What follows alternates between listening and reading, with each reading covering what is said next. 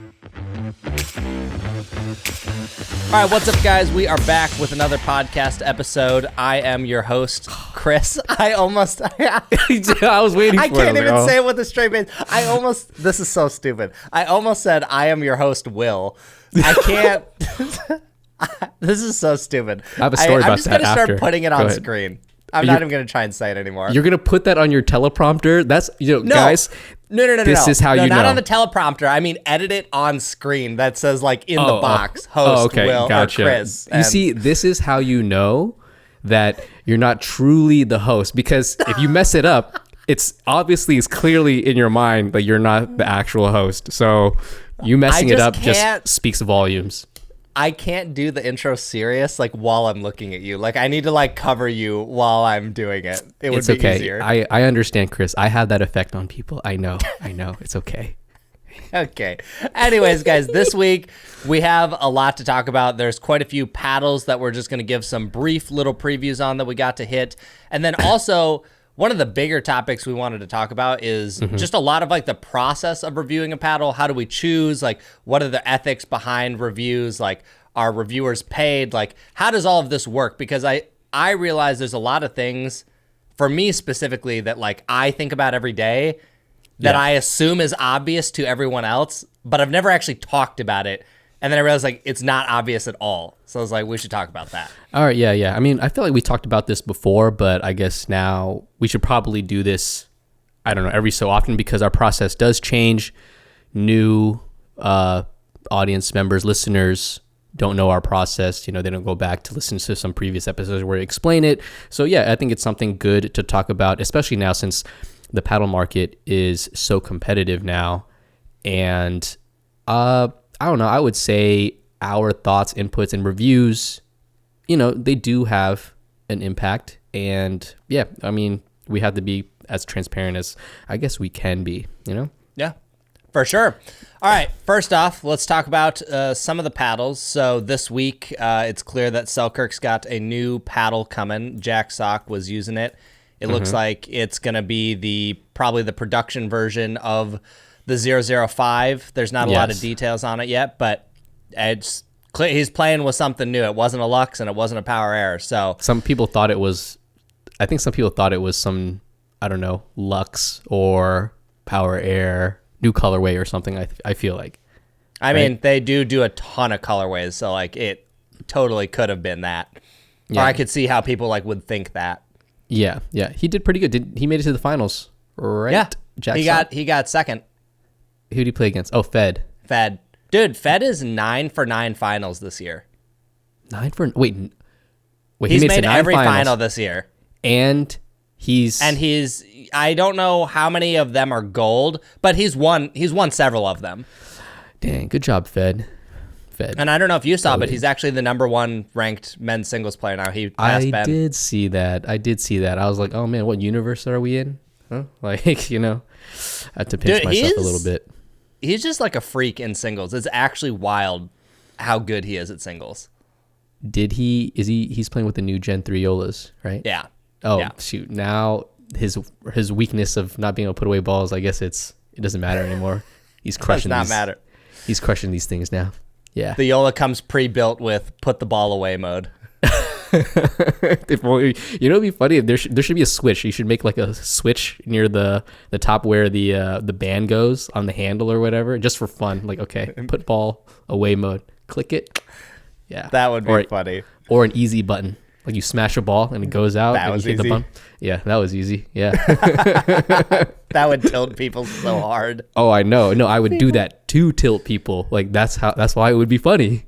Dude, people, which we won't go over it much because I don't have a lot of new stuff to go over really, but it is interesting now that it's released and everyone in my area has one. I played in my league last week and lots of people have it, and it's very interesting seeing the reactions to the paddle. One, the amount of people just sailing balls because they don't know how to use it yet, and then 2, the other side of it, which is people who are upset that the thing exists, which I totally understand. I mean, we're right at or very close to the speed of what illegal delaminated or core crushed paddles were last year. So I get it.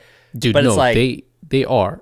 I think they hit just as hard as delaminated core crush paddles of yesteryear or however many months ago. I think they hit that hard. But now the balls can go in and they generate more spin. Yeah, it's wild. So, there's a lot of people who are upset. Like, it's the classic, like, oh, this is a cheater paddle, blah, blah, blah. Kind of, all the same things of, like, when the Gearbox came out. But it's always fascinating, like, doing, like, the Gearbox was an interesting one for me where it's like, I got to play with it for a month. I was the only one with it. And now that everyone has it, you're like, yeah. Yeah, I knew this. I feel like I had a history lesson from the Gearbox where once everyone else had it, I was like, that paddle's not fun anymore. So I was more braced this time. But it's just interesting to see it in the wild and see the reactions. Yeah, no, I've seen some in the wild. And I just came back from Texas. For those of you guys listening right now, I literally just made the drive back from Dallas. It was like a 4-hour drive. I got here, set my stuff down, turned on my camera, and we're recording this pod right now. I'll give you a little backstory of, I'll tell you a little bit about the stories in Texas. But I saw some people that have it. I did bring a few of them down. Some people asked me if they had it and they wanted to test it out and try it. Most of the people who tried it loved it. I would say they were like, oh yeah, you can tell. They were like, oh, this is poppy. It would take some time getting used to, but many of them, even some, I would say some of them are higher level, like 4.0, 4.5. They're like, okay, yeah, I think they could get used to this, And it was like maybe 33% each. Like some people, like you said, were upset about it, that it exists. Some people were happy, just having fun with it. And then, there was some people that were a little, I guess they're like, oh, this is going to take a little time. But you can tell they were kind of positive about it. But they were, for the most part, they were excited about it, to be quite honest, So, yeah. Yeah, for sure. For sure. And actually, before we go into your Texas thing, since we're on the Joola, I just want to go over this really quick.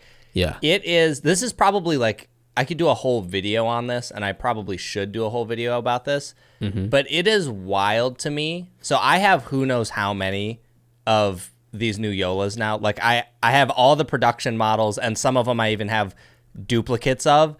Yeah. And I swear to you, like every single one of these has a different amount of grit. Either both sides are gritty, or both sides are smooth, or one side is gritty and one side is smooth, or like just... You feel all of them and you're like, these are completely different. And it is absolutely bonkers to me to spend $280 and not get a consistent paddle. Like I've said it before and I'll say it again. I think people would be way more okay with some of these prices if you were actually getting pristine, like the grit is consistent, the like build quality is good. But I'm like, the handle sizes are larger than advertised. The grit is inconsistent. Like if I was buying one of these myself right now, I would not buy it online. I would go into a store and feel every single one of the faces until I found the one that was gritty on both sides, because the inconsistency drives you nuts. Wild. It shouldn't exist on a product that expensive. Like I would expect that for a paddle that's $80. If I'm paying for the top of the line paddle, I shouldn't be questioning whether or not I'm getting good grit and bad grit. Yeah. Also, guys, check the butt caps too, because I have all of them too, and a few of the butt caps on mine, the ones that I put a little bit more time into, like playing with or hitting with, they feel like it's not bad, but like I'm like, okay, I feel like maybe it's in my head, but I was like, this feels a little loose. I'm not. Is it like wiggling a little bit? Just a tad, like, but I have to really like search for it, But it's enough for me to notice, Yeah. And other people notice too that I let people borrow the paddle, like, is this thing a little loose? And I'm like, yeah, I think it is. So that's something to keep in mind as well.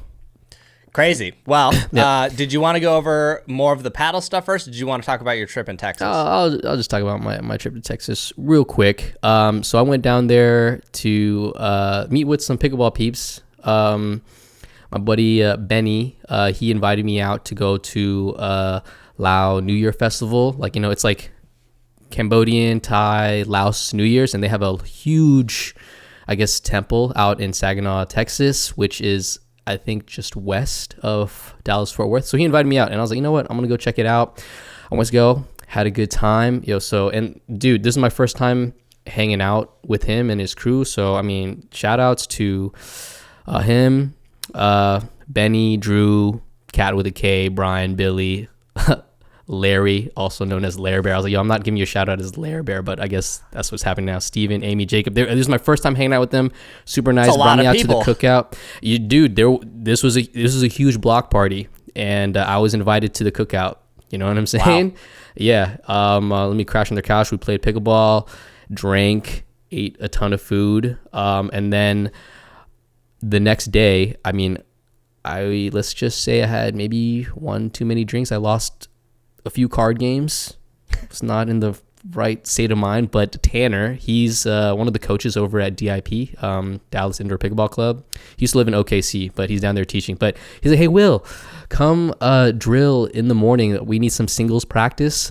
Some of the higher level ladies here are playing, and it'd be great to have you. And so I'm like, okay, yeah, sure, I can go and mess around or whatever.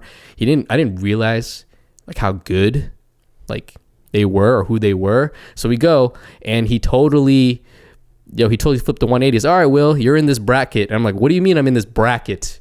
It's a whole entire like open singles tournament, right? So I played a whole entire open singles tournament, which I got bronze in.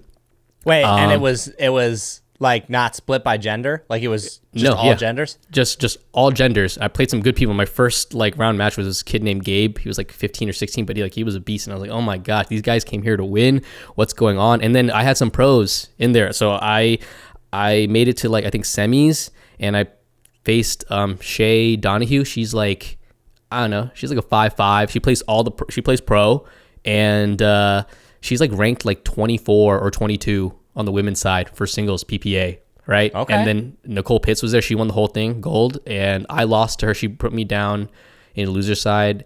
Like she definitely, destroyed me. I think I lost like 5 and 6, something like that. There's just shots she was just getting. I was like, coming to the net, hitting it one side, dropping it here. She's running, she's getting it, and then she hits a high one to my forehand, and I'm kind of on the right side of the court, and I hook it to the left. Here's a go. I'm turning around like, oh, she's over here.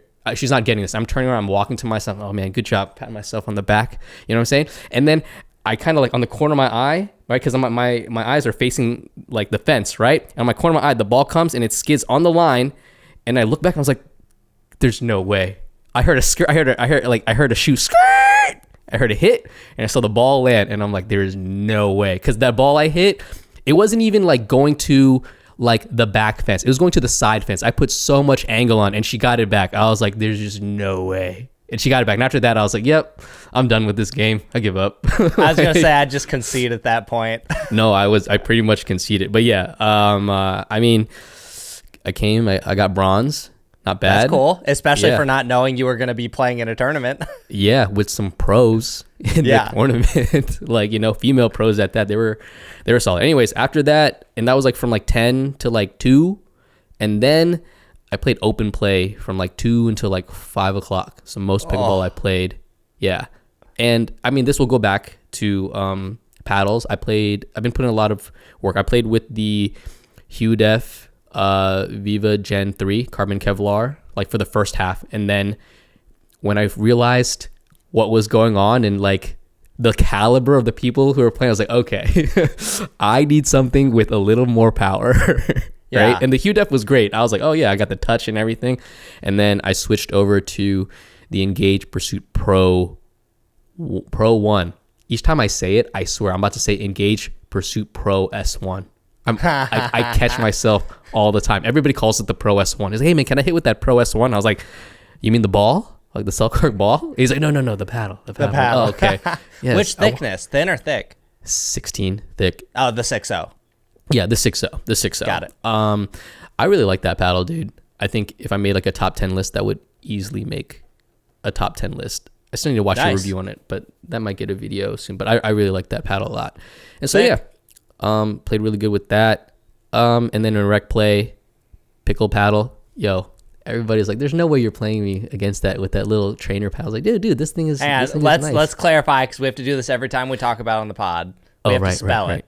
PKOLL. Yes. The one that's shaped like a spoon.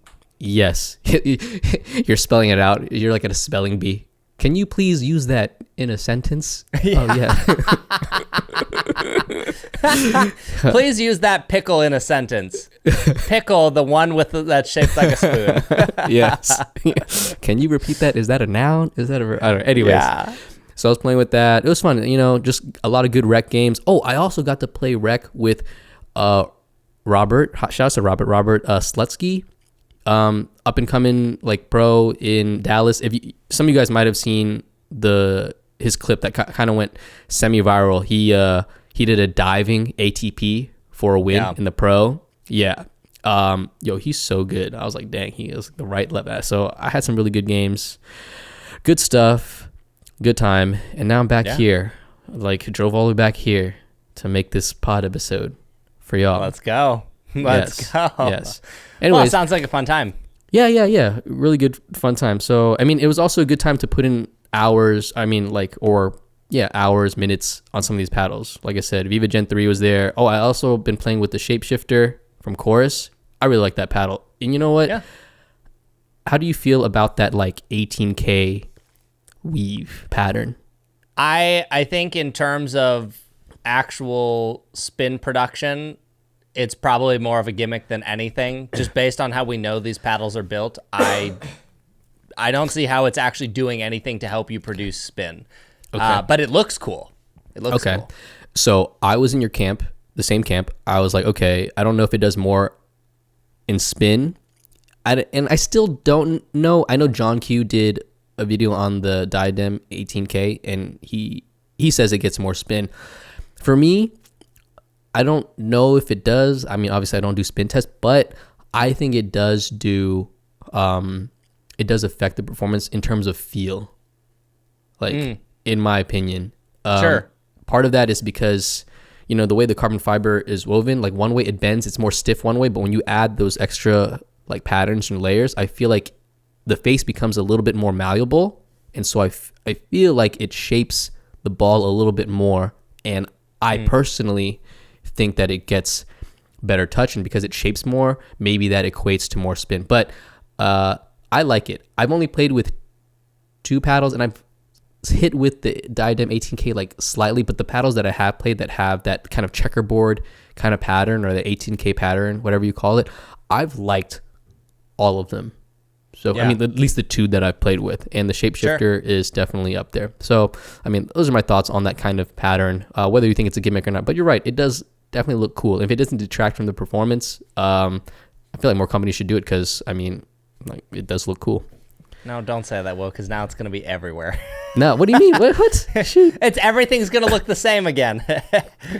Hey, we'll have like a short window where things might look cool. Somebody will think of something, and you're giving me too much credit. You really think my word has that much influence? Yeah, you're right. Your word doesn't mean anything. I'm just kidding. I'm just kidding. Yeah, I laid that on the platter for you. I was expecting something more, but you didn't take the bait.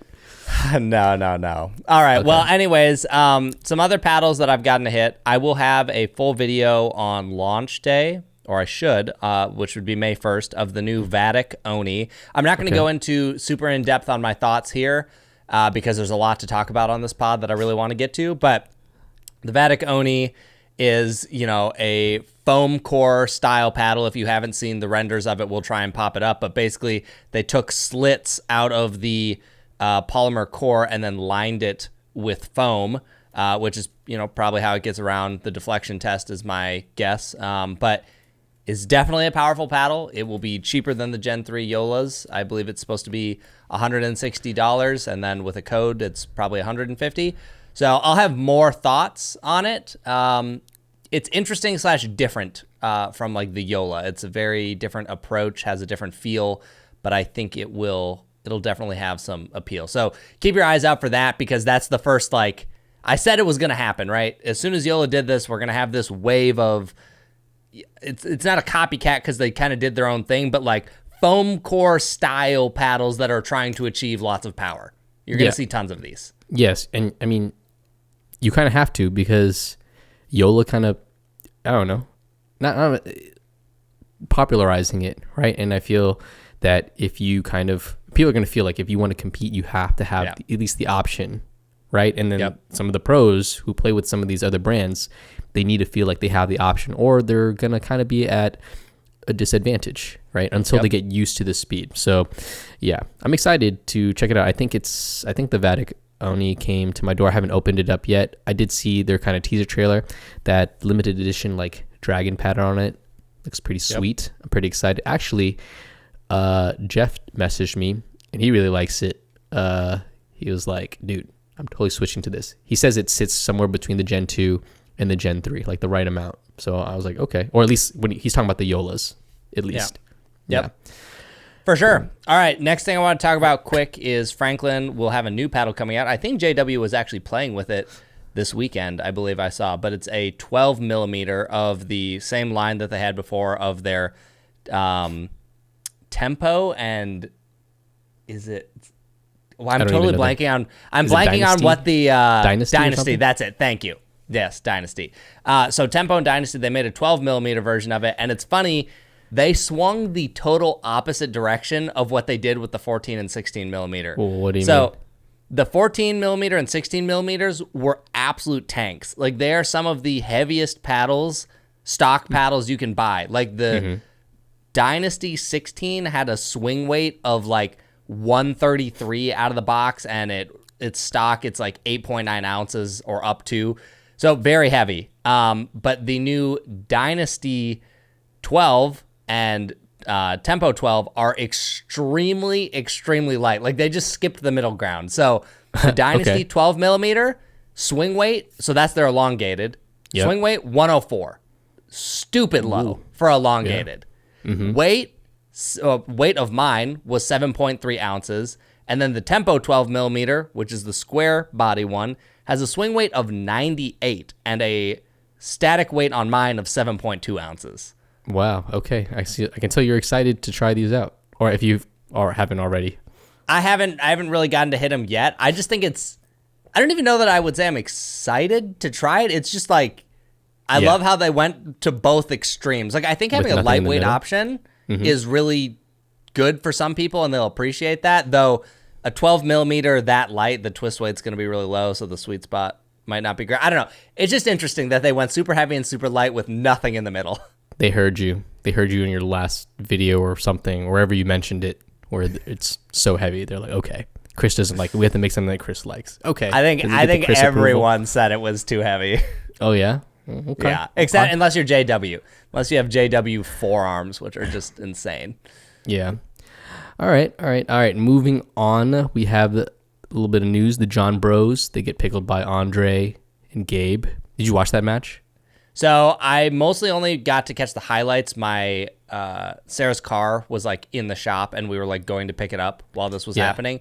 But so they lose the first game. Gabe and Andre won 11. Then they win 13-11, and then they pickle the Johns Bros, which is the first time they have ever been pickled in a PPA. I just want to know what happened. Like, everything that I saw and heard is that Gabe was just absolutely lighting up Ben's backhand. Sheesh. Gabe has one of the best, speed ups like off the bounce. I think, I don't know, he's up there with, I don't know, I would say J-Dub, Dylan maybe. But yeah, he's tricky too. I just love, really well. This has happened multiple times now throughout history, but I just love when people are like, these APP players, like, they can't compete on the PPA. Like, they were saying that about Andre for a while, and like, obviously Gabe was like big APP guy, and now they come over here and they're just like kicking butt. Yeah. Like, Gabe and Andre are monsters. Yeah, no, absolute monster. I mean, I knew Gabe. I mean, not necessarily Gabe, but I knew Andre from the first time I saw him at that MLP like 2 years back. I watched him play against all the players like Deckel and I can't remember. Yeah, I think some of the PPA players were out that time, but I was just watching him ball, and I was just like, dude, there's this guy Andre is disgustingly good, such good hands, and he's just so calm, I feel like, all the time, Yep. So yeah, well, Andre's shutting up those haters, if there are still haters, but I feel like people don't be hating on Andre or Gabe like that. There's no way. And I will say what's also interesting, or like, we're in a cool part of like pro pickleball right now where we're finally getting outside of like, I guess, women's, where, anytime Annalise there, she's just going to win essentially. But like, we're getting much bigger shakeups these days, right? Like Andre and Anna beat Ben and Anna Lee. Ben gets knocked out before the finals. Like multiple times now this year, they have not made a finals for men's doubles, and many times Ben has not made it for singles. Like we're finally getting the shakeups that we wanted, which is just more interesting. Yes, more interesting. Maybe I'll start watching some more pickleball again. Maybe. Maybe. We'll see if we can get you into it. No, man, that product is still, I'm sorry, it's still not good. Like, the replays don't work. I can't see the slow motion. Like, I need more angles. Like, it's just not, I don't know. I'd rather watch other things. Like, I don't know how to put it, you know? It's just Fair the way enough. it is. Just the Fair way enough. it is. All right. What I else? want to move on now to the talking about the paddle review process. So a lot of this got inspired by, if you guys don't know who this is, there's a YouTuber named MKBHD or Marquez Brownlee. He reviews a lot of tech products. He's a super cool guy. Like I've watched him since I was like just a wee little teenager. boy before he even knew what pickleball was. I mean, literally though, like I feel like I watched him like growing up. It's crazy. And he was just in a bunch of interviews lately, and there was like some interesting news about some reviews he had done. And he talked a lot about like his review process and like the ethics of certain things. And I felt like there was a lot of overlap in the pickleball world, and it just led to like, oh, there's like a lot of interesting things I think we could talk about we could from break. this. I mean, the main opener for his video review was because he basically, what happened was he made a review on like I think one or two products, and there were bad reviews. He was letting his audience know that it was like electric car, and it was some sort of like gadget, like AI pin gadget, and he's like, this is bad. And then coincidentally, what happened was like a week later, those companies, their stock prices tanked. Okay, just to the floor. Like they went bankrupt, whatever. And then there's some people out there, some pundits, I don't know if they were politicians, journalists, or whatever. They were basically calling him out like he has too much power. Like he like that his video review bankrupt their company. And so it got so out of hand, people were responding back and forth, that he felt the need to make a video to explain himself. So the question that he posed was, do bad reviews kill companies? And he answered that question. He was like, no, bad products kill companies. And so he kind of just explained his thought process, explained what happened, and that people are taking things out of context. You know, some of the stock price for those companies was already failing. There's other things in the works, but they decided to, I don't know, use him as a scapegoat, which is a little unfair, but they're also saying because he's so popular, I think it's over like 18, almost 19 million subscribers. So they think he has a lot of power and that he should be more responsible for not killing these companies. But he's saying like, dude, I'm not doing anything that's not necessarily true. And these companies, you know, they're managing their company poorly already, and they were like, that was the trajectory already going. And then he went to explain his video process. So do you want to elaborate more on that, or how you want it, like how you go about it? Because obviously you take the MKBHD style. And I would say out of all the paddle reviewers, like we had to kind of, you know, compare. You are the MKBHD of paddle reviewers. Even people in your comments, your audience says that. It's like, okay, they say, it's like, okay, MKBHD, I see you. That, and I think it's hilarious, but it's also like the biggest compliment. That is literally the highest praise I could ever receive, because I'm telling you, it just, obviously I've never met him, but from what I have seen online, how he holds himself as a person and just a content creator, like he is like the perfect model of like what a content creator should be to me. So I feel like I look up to him a lot. And so we'll go over a lot of things inside of this that kind of cover some stuff that he did. But one, he was in another interview that I watched this morning, and they had him read a tweet, and I thought it applied very well in pickleball too, but of course in his field. It was basically like, it was essentially saying, if you give a good review, the question everyone asks is, how much did they pay you? And then if you give it a negative review, the question everyone asks is, how much did the competition pay you? And then if you say nothing at all, the question is, why do you hate them so much? And while I feel like that does not happen in pickleball as much, I have definitely seen people like take those stances. Like to me or anybody, you know, it's like, oh, you reviewed like a big paddle and it like was favorable, and it's like, well, they obviously had to have paid you off, right? And it's like, it's just so funny that it really doesn't matter what you say or do. Like you can't win. Like somebody will always be upset no matter which approach you took. Right, exactly. I mean, at the end of the day, I hope you personally don't ever feel bad. And I know some people like kind of come after you, and most of the times I know you don't really respond because it's like beneath you, but I can tell sometimes when it irks you, because obviously when they say something and if they clearly watched your, you know, your channel and your stuff, they would know like, dude, like Chris does not do this, or like, how can you actually say that? Because if you actually followed them, there's just no way you'd make some of these accusations that they're making. You know what I mean? Totally. Yeah. So yeah, the main thing I want, like, there's a lot of things I want to go over, but like we're going to go into like the ethics of reviews, like how do we choose what to review and all of that. And I think the first thing I want to go over is like, I feel like you and I have taken different approaches and of like routes we've gone. And I don't think one is necessarily better or worse than another. Like from the beginning, my goal was always like, I am for the people, like they come first. The company does not get say, like all of this. Like I haven't done any sponsored ad reads for like a paddle company. Like you've done a sponsored ad read and like you work for Selkirk. But it's funny, even though like, you know, people will joke, and like even on the pod comments, we see it all the time. They're like, oh, like it's Shilkirk, or like, oh, like of course he's gonna say that.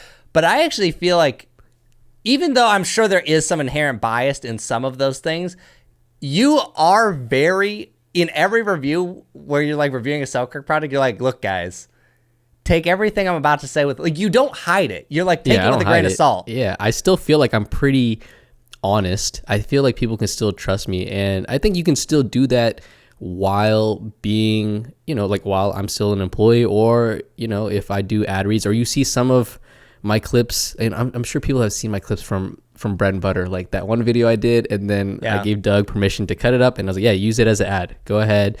He asked me for my permission, and, you know, he paid me for it. And the thing is that, like, for me, I'll do those things, right? I don't mind it, but I have to also, first and foremost, I have to like the product, believe in the product, or believe in the people behind the product, or both, right? And I mean, Doug is not the first, he probably won't be the last, but other people have always asked me and tried. It's funny because they come to me sometimes, I get emails, I get DMs, they're like, how much? You know, I saw you did something with Bread and Butter, or I know you work for Selkirk, like how much do I need to get this, or for you to say this? And I'm like, that's not how it works. They don't understand that. What happens usually, at least for me, is like any other company, they ask to send me a few things. I say, I can't promise you anything. I'll play with it. I'll converse with the owner or whoever, send it to me. I'm like, hey, I like it. I think this is an interesting angle. Sometimes I'll be like, if I were to do a video on this, I can tell you right now, like, it's not going to be good. I let them know that sometimes, you know, if they really want to work with me, and I kind of like get them a feeler. I'll give them the benefit of the doubt, or I'll tell them like some improvements, you know, that need to be made, because from MKBHD stance, like, I also don't want to be feeling like I'm the one responsible for, bringing a company down. You know what I'm saying? Especially if you're just getting started off or whatever. Maybe you're happy with the product that you're pushing out, or maybe you just don't know the market as well, that there's other people out there doing something very similar. They're coming first. You know what I'm saying? So I let them kind of know. And if there's an interesting angle, I'll do it. So I have to like it, or I have to think there's an interesting angle. Then I'll decide to do it. And then if I do decide to do it, maybe then I'll take some money or some sponsored deals, revenue, etc. Because, you know, I'm trying to figure this out, right? You know what I mean? Like, I'm not you. I don't get huge, I guess, views all the time, you know, so I have to make income somehow. So yes, I'm a little biased, but I try to be as fair, you know, and as transparent as I can be. That's just how it is. I think the important part is that transparency, because I think where it becomes a problem is if you're taking the money and not disclosing. Yeah. Like if you, this whole time, no one ever knew you worked for Selkirk, or in that Bread and Butter video, like, you never disclosed that. Like, at least at that point, the person watching the video gets to decide how serious they want to take anything you're about to say. Yes. Whereas if you don't say that, they have no idea and don't they can't make that decision because they're just unaware. Right. Exactly. Right. Yeah. And a lot of the times what I do say is like, sometimes it's like mostly, I mean, like all reviews, I know you try to be, you know, more information based, like you, John Q, Braden. A lot of the stuff that I say, a lot of it's from my personal experience, and a lot of it is opinion. That's why I like talk about the aesthetics and the looks a lot, because if I say those things, like, yeah, because I believe those things and that's my opinion. Like, you can, you know, say what you want, but it's hard to argue that, like, you know what I'm saying? Oh, that's just Will's opinion. But also you guys, you know, you guys are talking about numbers and stuff like that, and then of course those are the numbers that you get. Like, what are you're gonna argue these numbers? Like, no, there's no way you got that many more RPMs on this one paddle test, because mine was had to be way more. Like, you know what I'm saying? Like, what are you gonna do? Yeah. Like, no. Right? 100%. But yeah, I just thought that would be important to go over like that initially, because it just so people know, because like, I don't know, it's funny seeing like the Shilkirk comments, and it's maybe just because I know you personally, but I feel like I know you well enough to like know where you draw the line, and that you would not like try to mislead people. Like, you would not say, look, this is a product that's bad, and then try to say it's good. Right. Exactly. Like, so I don't know. People can of course form whatever opinion they want of you, but I feel like you've always done a good job of like being transparent, despite being affiliated with in some capacity with certain companies. Yeah, exactly. And honestly, I don't really read those comments. I don't really care. The people who trust me. I feel like I also gain a certain amount of trust and authority, just because obviously I do this podcast like with you, and I feel like you're one of the most trusted authorities. So just by association, you know, there's some trust. And obviously you wouldn't talk to me if you knew I was, you know, 100%. Of just that would never work. Yeah, exactly. That would never work. It would drive me up a wall. Right. And I'm gonna say this right now. Like, you do a really good job with being, you know, trustworthy and kind of just you know, information and fact based with your audience. And for those of you listening out there, like, no matter how you look at it, at the end of the day though, we do make money from these views. Like, and Chris, I know you've never taken, you know, money up front or anything, but also like the algorithm dictates a little bit about what you review. I mean, not the algorithm, but like the people, like, you know, you're very in tune with your audience. So what they're asking for, you're making a video on that, right? Yep. Because you're like, why would I put all in? You spend so much time and effort in making some of your videos. So I get it. From your point of view, it's like, why would I spend these days, these hours making this video on a product that no one's going to watch? Yeah. Right? Because for you get paid by the views and by, you know, I guess the affiliate sales. So, I mean, if you think about it, like, at the end of the day, we're getting paid, whether in the front end or the back end, but like, this does work in our minds. Like, you guys out there, like, this works in our mind. There's sometimes we're thinking about, okay, if this, we make a good review, maybe it gets good affiliate sales, we can make some money. But if we make a video and it gets no views, like, and nobody wants it, then, you know, we're not supplying like the demand to our audience. And this actually leads perfect into the thing like the next thing, which was like, how do we choose what to review?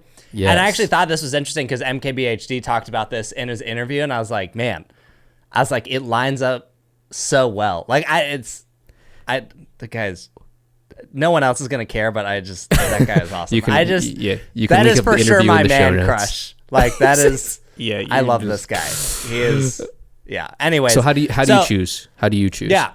So what's really interesting about like choosing a review is people are like, well, why did you choose this one and not this one? And I think for me, there's a couple things that go into like deciding what's going to get reviewed. Of course, my own subjective taste, right? Like, if I just think a paddle's good and I like it a lot, I'm going to review it. For example, I think probably the most recent example of that was the 11.6 24 Huarache X. Like, yeah, you love that thing. And I'm like, I don't think that would get a dedicated video for me, because I don't know. It just, to me, it kind of feels like everything else out there. It's still good. I know that it's good, you know, but I don't think I would dedicate a whole video to it. And really, can I just say real quick, like right now, guys, all the paddles out there, like we said this before, but even now, more so now, it is really hard to make a bad paddle. Like almost all the brands make a really good paddle. You can almost play with almost anything and like it will be good. Each brand has something very good. Even the smaller ones, the ones you don't hear about a lot now, they make good stuff, you know? Yep. And that makes it hard to choose paddles. It's like everything feels the same sometimes, you know? Yep. So top of the list is my own subjective taste. If I just think something's cool or interesting, then it's getting a review. And that is like a prime example. Like no one was asking about that brand. No one even knew they existed, but I hit the paddle and was like, dang, I like this. I'm going to make a video about it. So that's number one. And then after that, it's what would be mass appeal to my audience. So for example, the new Joolas. Unquestionably, if I didn't make a video about that on launch day, it was going to be the most asked, like, why didn't you make a video about this? Like there are certain companies that just like everybody wants to know when they release something. So it's like, okay, that's mass appeal. That's obviously going to take high priority. And then the other one that's actually interesting is if something's really bad, that makes for an interesting video too, because it's like, you shouldn't buy this. Here's why. Like the Franklin STK was a great example of that. The Adidas Metal Bone. It's like super expensive, interesting concept, but like you probably shouldn't buy it because it's really not that good. Yeah. And then in the middle is where you have everything else, which is oftentimes it's very mid, and it's not getting these things aren't getting reviews because they're bad. It's just that they're so similar to something else that it's like, well, what's the point, right? Like I've already covered these 5 thermoformed paddles, and this paddle falls somewhere in between those. So it doesn't really make sense to waste time doing this review on something that's like so similar to other things. So I think sometimes people think like, oh, like these reviewers probably just think this paddle's bad, so they don't want to look at it. Most of the time, paddles aren't even bad. It's just that they're so average. Yeah, which is not necessarily a bad thing, because the average now is pretty good. You know, just to make that clear. Average now is great. Like I bet if I look all throughout my office here, like for example, the Neonic Flow, perfectly good paddle. I never covered it because I was just like, it's fine, but I didn't think it was super interesting. If I look around a little bit more, like Grooven 13S and 16S, those actually are a little bit more interesting. And I do feel like I need to cover those in some capacity. But like, that's another one that I was like, solid paddle, but like, don't know if it needs to be covered. Yeah, like, it's a balancing act. It's a balancing act of like the time and like what you get out of the time that you put in, right? Right. And this kind of goes like, and for me, I agree with all the things you just said. For the most part, like that's kind of how I pick the paddles that I pick and I choose. I also, I like to do comparisons. I think that's more useful to people. I agree. Yeah, or just explaining lineups. I think that's really important, which I start to do more. I've kind of fallen off a little bit, but I still have plans to do more of that. But it's just so hard because each time I'm writing a script, they release a new one. And then I was like, oh man, I need to update this. But I was like, man, I should just finish this and create an updated video later. But also if they have an interesting angle or something's like a little bit different, which is why, part of the reason why I reviewed the Azul amongst like other things. Like that one was, a little bit different. There is some like networking connections there, like, you know what I'm saying? Like, I mean, people put in my comments like, oh, of course you're getting a review because like, you flew out all the paddle reviewers or whatever. And I want to let everybody know that that was not the owner Scott's like idea. That was actually my idea. I set that up. And part of the reason is because Grant Bond, which is a good friend of mine, he played with it. He, does work with them. And then I'm friends with Lauren Mercado, and she told me about it. And, that does have some sway, at least for me. And I'm not, I'm not shy about that. I think for you, I even told him, and you knew this too, is like, oh, just because you bring us out, I told him too. I was like, yo, just because you bring us out, you fly us out or whatever. I can't guarantee you that these guys will make a video on it. But I also did it because this was an interesting opportunity for us to get together. So I'm thinking like a content creator, like what would be cool, right? Yep. What would our collective audiences kind of like to see, right? Yep. And what would make some good stories to tell, That trip is actually a really interesting example because I don't know how much you remember this, but I remember very vividly when you were trying to set this up being like, are these paddles even good or is this interesting? Because like, I honestly don't want to go. And then like, eventually I talked to Scott, he sent the paddles and I was like, okay, these are actually pretty good paddles. Like these are more unique, but I was not on board with that trip initially. I know you weren't, because this is not you. I know you felt some type of way about it because of how you kind of handle these situations, and you don't want to feel any bias whatsoever. I know, and I get it, but that's why I was like, all right, let's make something different. And I told him, I made it very clear. I was like, if you want to do the video, great. If not, like, I don't care. Really, I just wanted to get us together. Yeah. Which, hey, that part ended up being absolutely fantastic. But yeah, it was definitely like, I mean, once I hit the paddles, it was like, okay, clearly these are unique enough to like be worth it. But it was, yeah. Like the last thing I want is to like go waste time on a trip for like hitting a like just Gen 1 paddle or something. Gen 1 or something that's good, but like quote unquote average. That's still good. Yeah. Like, you know what I'm saying? But I thought they did have an interesting angle. Anyways, and then sometimes paddles also, like you wrote here, just get missed, even though we know about them, because there's so many out. Like we've talked about the Annalee Waters paddle from Paddle Tech all the time, and we both know that's good. We've seen it. We've seen people play it. We played with it, played against it. We just kind of like don't have time. And part of that reason is because even though we know that it's good, how many people are asking for it? If they're not asking for it, if our audience is not asking for it, that plays a big role into like what we do, right? What else you have up here? Well, so like Amazon. These are, so Gary is like, no one's even asking about this, but this is one that I want to make a video about. So like, as far as I'm aware currently, it is basically a like Vatic Prism V7 probably, because I'm pretty positive it has edge foam. Yeah.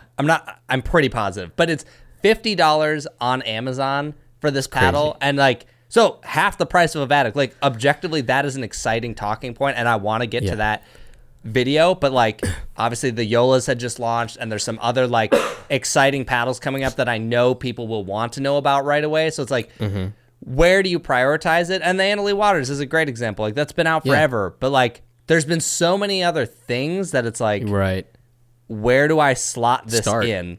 Yeah, because it takes up time. Exactly. And you wrote here another good one, the Volair Forza Mach 2. I really like that one as well. I know Braden or John might have made a video. I think Braden did. He plays with it, right? Yep. I mean, when Braden plays with it, it's the Mach 3 because that man's hands are so fast. Oh my gosh. It's true. But we just don't have time. And honestly, that's why, remember when we first started and more paddle reviewers are coming to space, like, I don't know about you, but me, I was excited because I was like, there's going to come a time when we can't do everything. We have more reviewers, the people can get more information about some of these paddles that we miss from other people, get more opinions, because I was like, not everybody's going to feel the same way about a paddle as me or you. I mean, just look at you and me.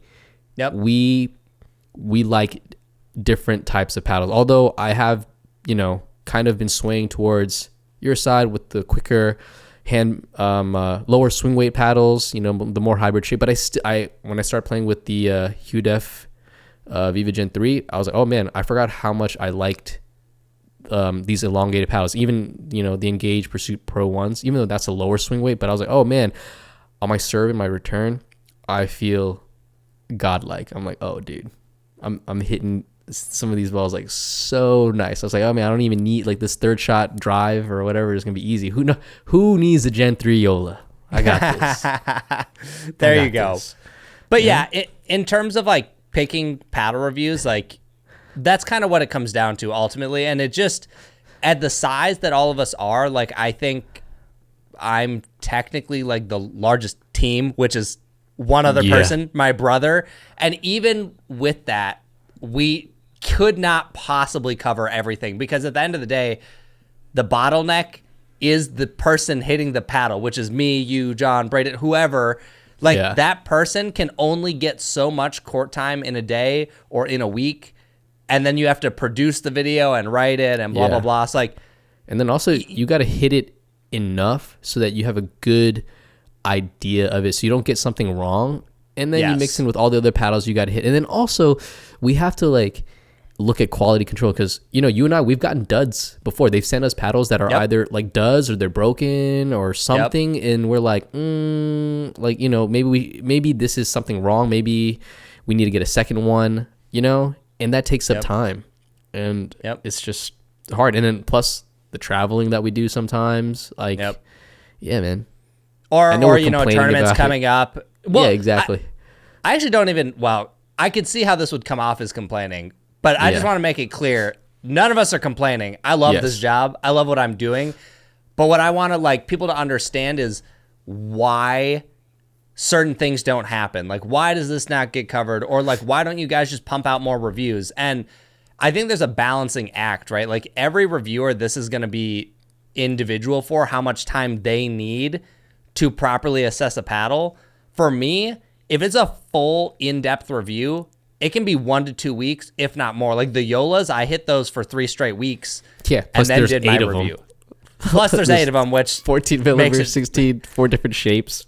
Yeah, that makes it really flipping hard to do. But yeah, like some people, they might feel comfortable. Like maybe they only hit it 2 times or 3 times. But like each person's different, and that's why it can be faster or shorter, like depending on who you're watching. It doesn't mean it's better or worse. Like it's just, like, honestly, I think I could and maybe even should hit paddles less than I do. Like 2 weeks is a lot. Yeah. Like for a bit excessive, most reviews, Chris. it's like excessive. But to me, I feel the most comfortable when I spend that. Like if I hit that amount of time with a paddle, I'm confident in everything I'm saying. Like there's no surprises. Like I've put it through a lot of different conditions. So that's to me what feels the most comfortable. But like other people, who knows, maybe 3 days is all they need. And they're like, and that's fine. Like it's just different. Yeah, exactly. Yeah, when you're 3.5 at best, like Chris, you need a lot more time with the paddles, because you can't do all the shots. You're like, man, was that shot really bad because the paddle, or was it because I don't know how to do that shot yet? I don't know. These overheads, they're just not hitting the way I thought, And I don't know. Maybe that's because I'm weak. Who knows? I don't know. You never know. You never know. Exactly. But anyways, next thing, I mean, we already talked about this, but it's like, have companies ever offered us money? And I've been offered money to do reviews plenty of times. I will be clear, I have never personally taken money to do a review. I have. Dude, I know people who've tried to pay Chris money to do a review for him, and he shot them all down. And they hit me up. They're like, yo, what's up with your boy Chris? And I'm like, yo, I told you guys, he's not going to do it. Okay? You guys don't understand him. And it's funny. It is really funny. Like there's a lot of like behind the scenes chatter about certain things, and it's funny how often people will think that, or like, oh, surely, like companies have definitely thought like, oh, surely if we just offer him enough money, like other companies just didn't offer him enough money to make it compelling. And it's like, no, like I've been offered equity in companies like pickleball paddle companies. Those have been turned down. There was one that it wasn't really paddle related, but I was offered 6 figures plus a year. Turned that down. Like I'm not going to say never. Like if you offered me $1 billion to do a paid paddle review.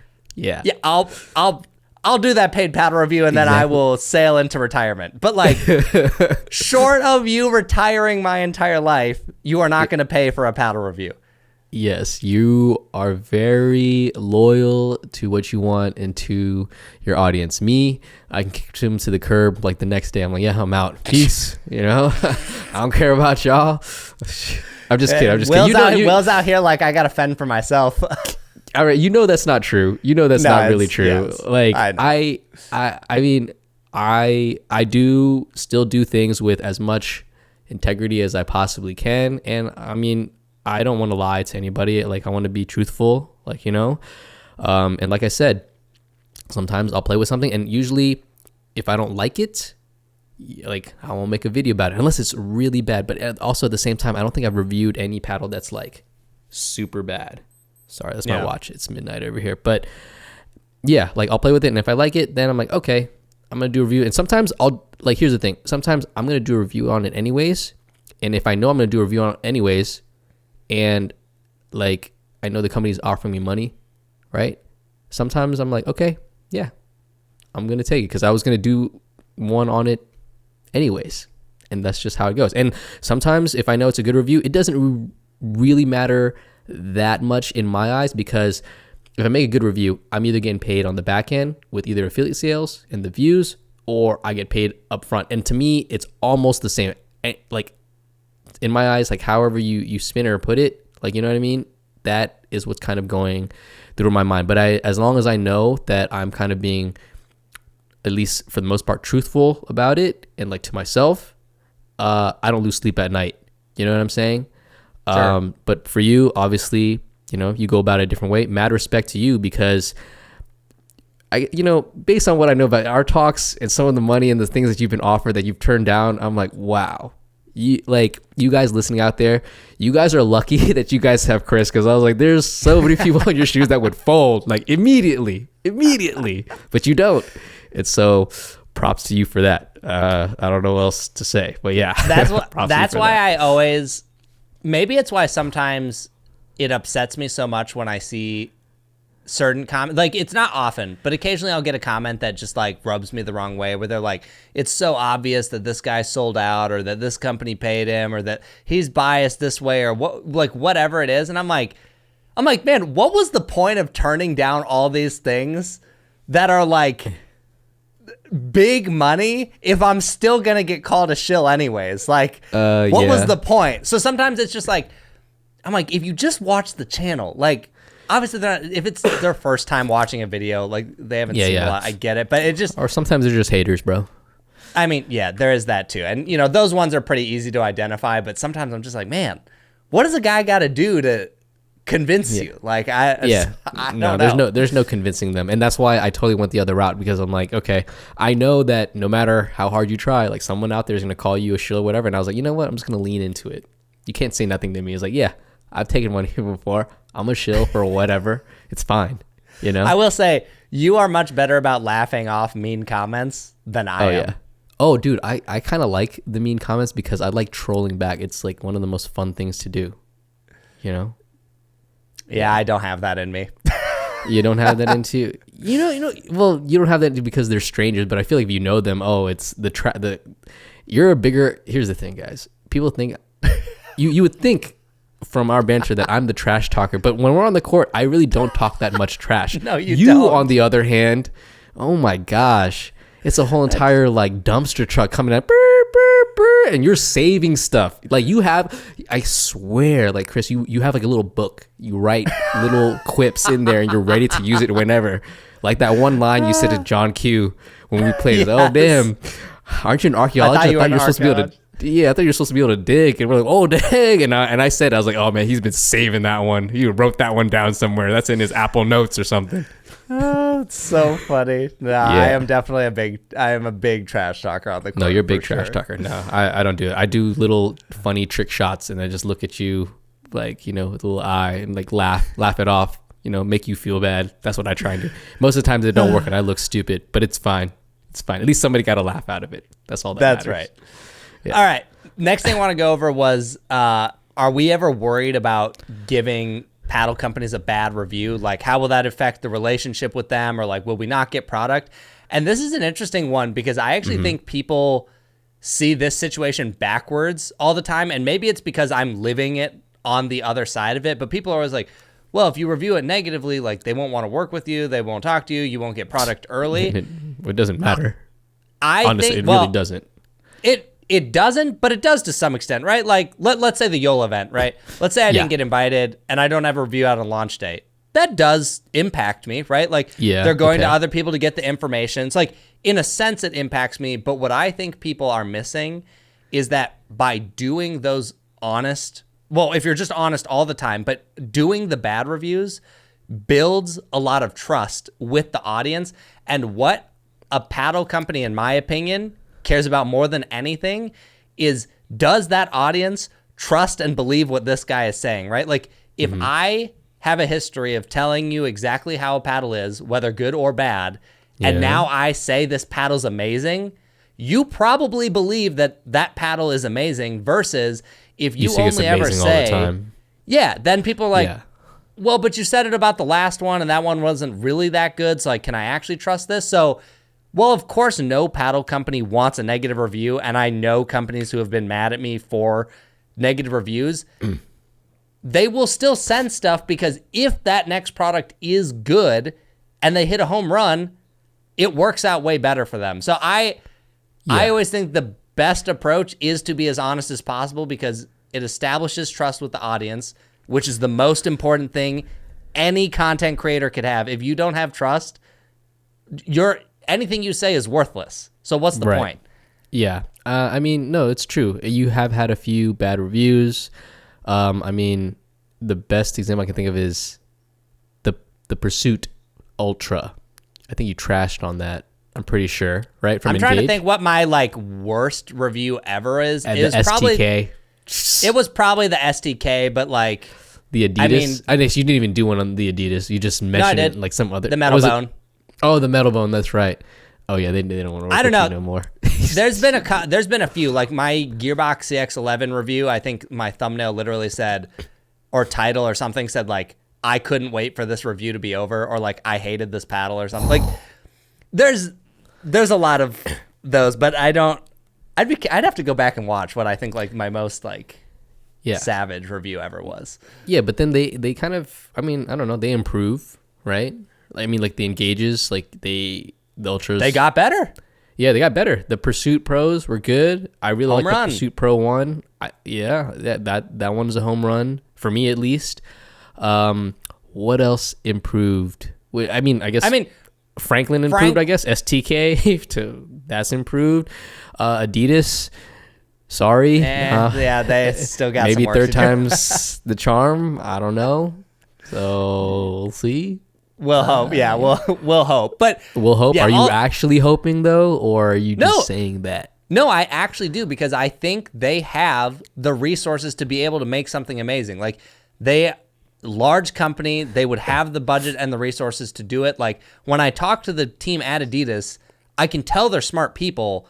I don't know if it's who's testing the paddles or what it is, but like there's a disconnect somewhere where like this is a really cool engineering idea. Like the Metal Bone, engineering wise, cool paddle, built very well, feels cool like concept. A tank.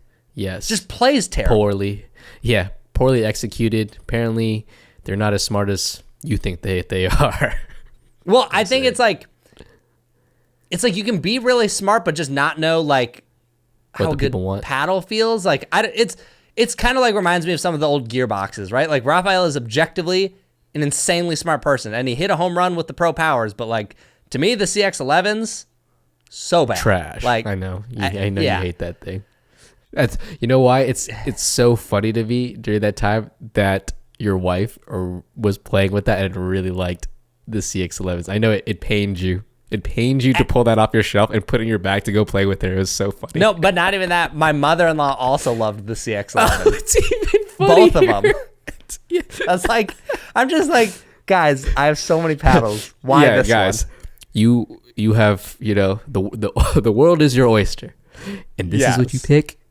What? You want to eat the garnishes. Come on. Yep. Okay. Anyways, last thing for me that, let me see, scrolling the notes really quick. I think, last thing I wanted to go over is just like my personal ethics. And I know you haven't written anything down because you just got back from a car. So once I finish, you can go over yours too if you want. But I wanted to be clear on what some of my stances are on certain things so people just know where it sits. Because again, like I realized I think about these things, but I may not have ever publicly said them. But as far as my ethics go, no paddle company is going to sponsor any video you see from me. Like you're not going to see me do like a 6-0 ad read on like a Selkirk paddle review. Like no paddle company is sponsoring anything here. I will not be taking any monies for a review like on the front end. Like they cannot say, hey, here's $10,000. Please go say nice things about our review. I'm still getting paid through affiliate money, which actually maybe we'll come back to this in a minute because I actually differ a little bit from what you said about whether it's the front end or the back end being the same. Yeah. We'll come back to that in a minute. Same. But I know for you it's different. A little bit. I think you can make arguments both ways, but we'll come back to that in just a second as our last thing. But I'm not going to take any money for a review. Brands don't get to preview my reviews before they go out. I make the video, I publish it. They don't get any say in it. I will always do my best to present the information as I see it and like have thoroughly play tested the paddle unless I state otherwise. Like if it's a first look video, that usually means I had one play session with the paddle or like a couple days with it. But if it's a full review, usually it's much more thorough. So I will always do my best to present the honest information that I have with the paddles that I am hitting. And then actually on top of that, I've started occasionally buying my own paddles from some of these companies under a different name, because only when I suspect there's something fishy at play. This is not, I haven't caught anyone doing anything fishy yet, but I've suspected it a few times and I wanted to confirm with a paddle off the shelf, or I'll go to Just Paddles and ask them for it because, you know, they're not affiliated. The distributor. Mm-hmm. Yep. Or sometimes I just find someone locally with it. Don't be sneaky out there. Y'all trying to get one under Chris now. He's already thought, 5 steps ahead of y'all. Okay? Yeah. Don't try to put one under. Please don't try, because you will probably get caught, especially now that we're cutting open paddles a lot. There is that too. But then the last thing is no one gets a free pass. I do not care if you're Adidas, Selkirk, Joola. I don't care what brand you are. You don't get an easy pass. And also, friends don't get an easy pass. Yeah, that I definitely know. That has put me in awkward situations more than one time because of, you just don't, again, you lose credibility if I give a favorable review just because someone's a friend. So just know that like everyone is on an equal playing field. It doesn't matter who you are. So, and it's, it's funny actually. What? I saw lots of Reddit threads about like, oh, all these reviewers are praising the Gen 3 and no one's talking about any of the downsides, which is crazy because that's just not true. But then they're like, yeah, like, it's only good things. And like, I'm sure these companies are super happy with the review. I literally had someone from Joola tell me that there were people at Joola upset with things I said in my review. So it just makes me... What was it? Tell me. They were not happy with me saying at the end of the review, like, most of you should not buy this paddle. And like, there were people that were like, no, lots of people are going to take this and be like, well, we shouldn't buy it. But it was like, the context was, most of you shouldn't buy this because it's too much power. Like, you will just play worse with it. So I just think it's funny when there's like people chirping on the internet, like, oh. Yeah, they're really narrow down about it. I mean, yeah. And how do people say that? I think the first line I said in my Joola thing, I was like, I think these paddles are too powerful. There, I said it. I'm pretty sure that's the first line in my video. People kind of just hear what they want to hear. But I will say, I feel, at least for me, like I have achieved true neutral when the company is upset and like none of the people didn't have to be upset. Yeah, but it's like if both of them are upset, it's like, can you be more neutral? No, you really can't. Like I said, you can't please everybody, and that's what a review is kind of all about. Yeah. So I don't know. Those are my thoughts. I don't know if you had anything you wanted to say, like ethics wise. I feel like we've kind of gone over most of it, but I just wanted to be like very clear about like where my lines are. Yeah, you wanted to go over kind of the back end, the front end of getting paid with affiliate sales, etc. Again, yeah. Let's go over that. So to me, it is different because up front, like let's say a company says like, hey, review this paddle, we'll give you $10,000 for it. To me, with the affiliate sales, like, of course you could overhype a paddle and like try to get more sales out of it, but people will figure out, again, it goes back to trust. Like, people will figure out very quickly if you did that and the paddle wasn't good and now your trust is lowered, which in turn will reduce affiliate sales. So to me, it's like 10 grand is guaranteed no matter what you say. Whereas affiliate sales, like, you can try and say great things, but you may never get to that equivalent amount of money. So true, you are getting money in one way or another, but to me, the fact that it's not guaranteed like changes, I guess, the view of it. Maybe to other people it doesn't. Like, clearly you have a different stance on it, but to me it mine feels is different. It probably feels different for the most part. Like, I feel more or less for you, but some of this money that I'm getting, and I haven't done that many, to be quite honest. A lot of the payments that I get, it's like they pay me after the fact, or they see a video that I've kind of already made and they know I tell them straight up. I was like, yeah, I played with it. I like it. I'm going to do some video. These are kind of like the things I'm going to say, but they don't say, they can't change it. When it gets posted, it gets posted. And a lot of it is like, they like parts of the video, they'll cut it up and they'll use it in their own ads or something like that, right? Or sometimes they'll kind of know, like they have an idea of what I'm going to say, and they're like, okay, can we pay you now? Because we want to cut up some of these, like, you know, the opportunity to basically the privilege of using parts of it to use for their own advertising. Yeah. And I'm like, yeah, sure thing. That's fine. Yep. But that one, it doesn't change that one's actually interesting. That's kind of an interesting one to go over because I don't really know where I sit with that one yet. So yeah, because sometimes they can take it out of context, you know? Well, for sure they can take it out of context, which isn't good. And like I've had people chop something up from one of my videos before, like without asking, and like I didn't ask them to take it down because it's like whatever. But I really can't figure out where I sit with that one because I'm like, okay, let's say you did a review, like completely neutral, like you just reviewed it. And then the company was like, hey, we like what you said. Can we run an ad on it? Currently, my stance is I'm telling companies no, and I don't want any payment for it. But I don't know if that's like, I don't actually know if it's bad. Like if you did the review as, like, let's say I did the 11/6/24 review and they wanted to run ads. I don't know if it's actually objectively a bad thing to have them run ads on it, but for me, what I'm afraid of is people see that ad and go, he must be affiliated with that company, so now I can't trust him. So that's why I don't want to step toward it. Yeah, exactly. I mean, that's for you and your brand and how you do things. For me, I guess it doesn't really matter that much because I'm already leaning into that, you know? Yeah. Yeah.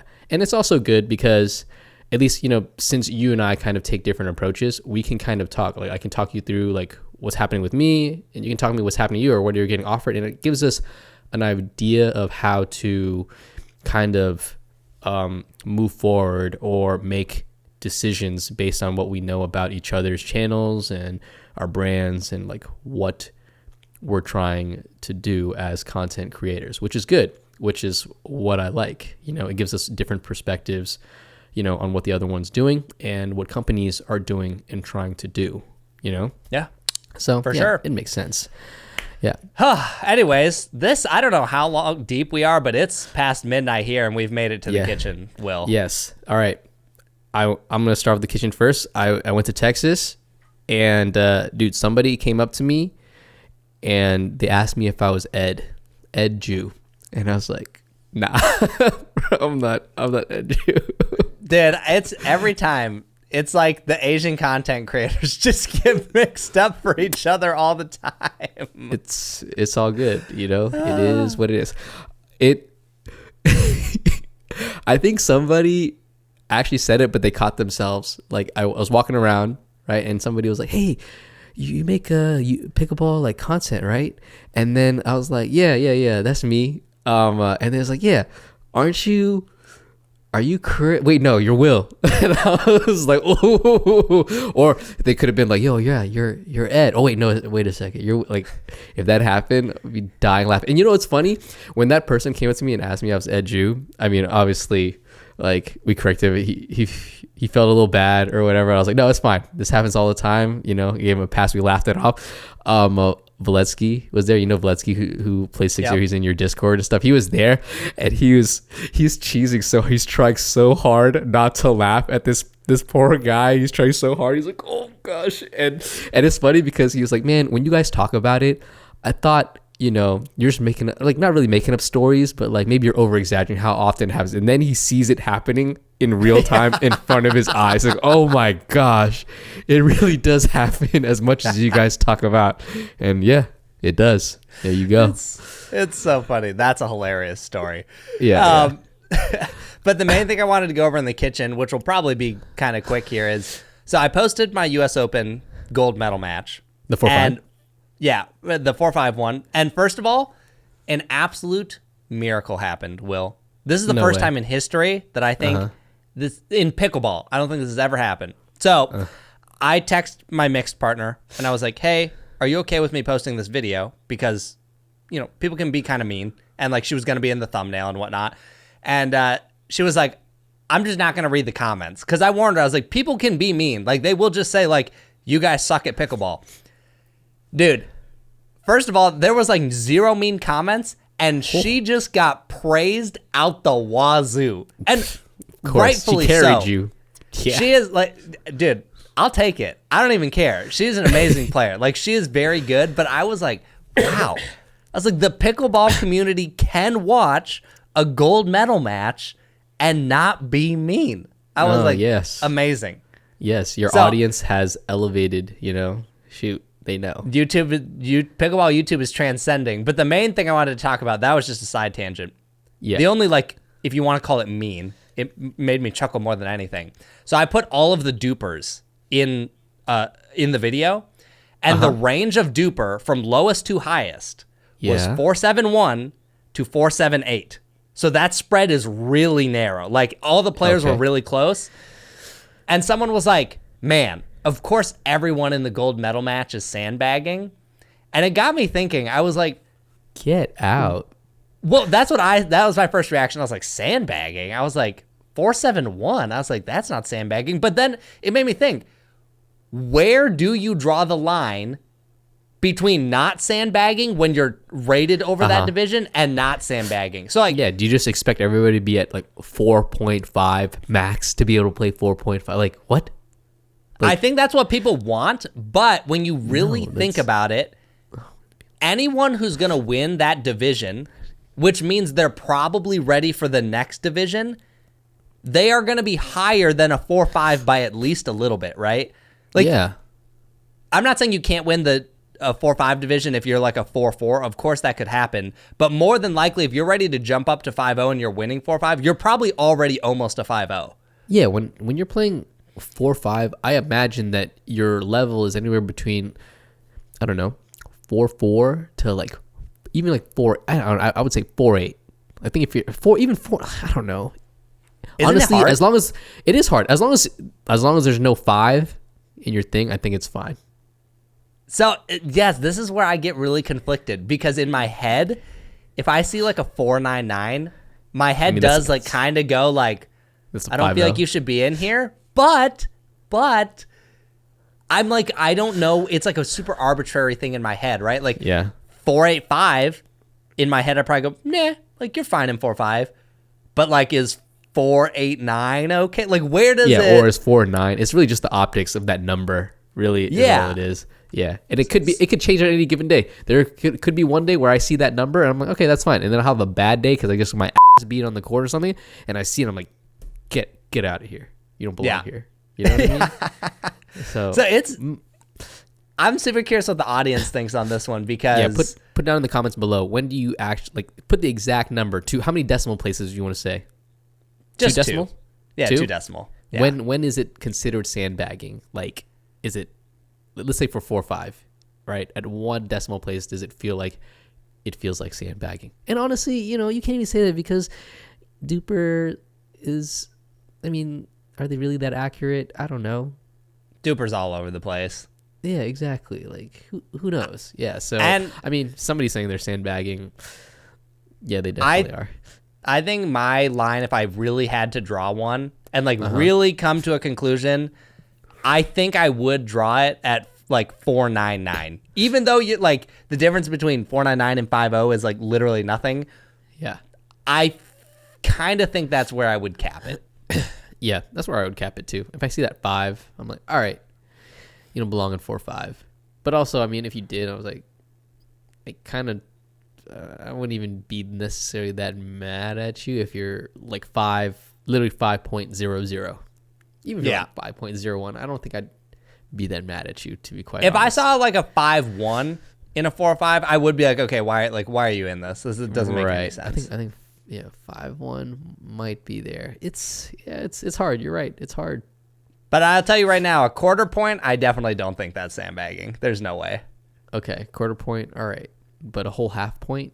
Whole half a point, you're probably sandbagging now. Yeah, exactly. There's a reason why we go from 4.5. We divided the divisions from 4.5 to 5.0, right? So, Yep. to me, if you're between 4.5, 4.99999, whatever, you're good. I'll let it play. Like, it's fine, unless if you're like that 4.99 and you've been winning like a lot of golds or something like that in like 4-5, I'm like, all right, man, it's time for you to graduate. Get out of here. I don't want to see you, in the first round ever again. You know what I mean? Yeah, that's right. So I don't know. Let us know down in the comments what you guys think. But I actually thought when I saw the comment, I was like, huh, that actually did get me thinking. I was like, that's kind of a good comment. Even if I disagree with it, I was like, I think it got me thinking. Okay. All right. Good stuff. Cool. Yeah, well, I mean, that's all I got. You got anything else? No, that's it for me. I'm ready for bed. It is almost 12:30 now. Yep. All right. Pickleball Will, your host, and your co-host Chris, out. Peace. Peace.